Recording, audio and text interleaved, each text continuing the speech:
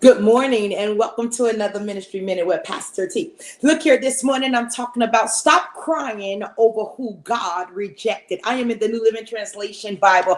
I am in the book of 1 Samuel chapter 16, beginning at verse 1, and it reads, "Now the Lord said to Samuel, you have mourned long enough for Saul. I have rejected him as king of Israel. So fill your flask with olive oil and go to Bethlehem.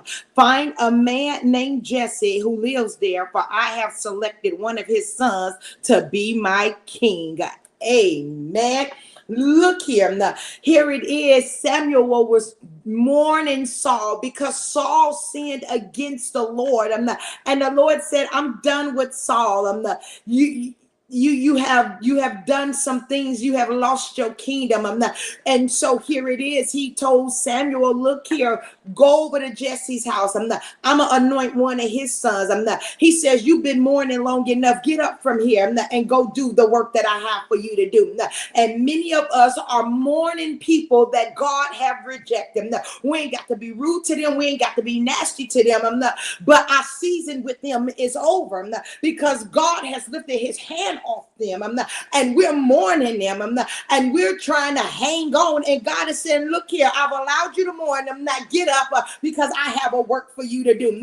I'm not with them anymore. My spirit has left them. I am not there, and I got something for you to do. Go and do what I have called you to do.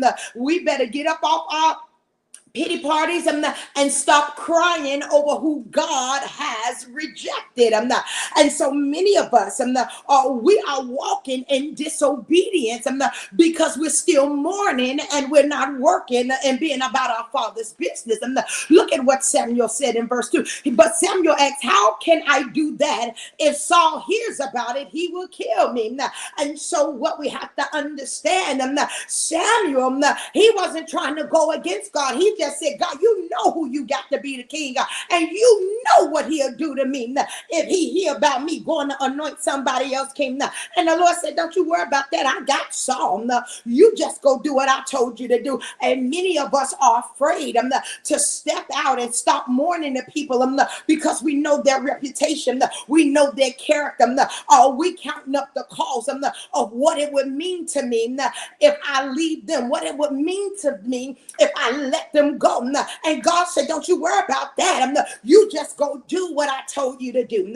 So on today, stop crying over people who God rejected. And look here, it's best to do what God has called us to do than to try and stay right here with what's familiar, with what we know, and trying to cry and console somebody who's the Lord's Spirit has already left. Amen.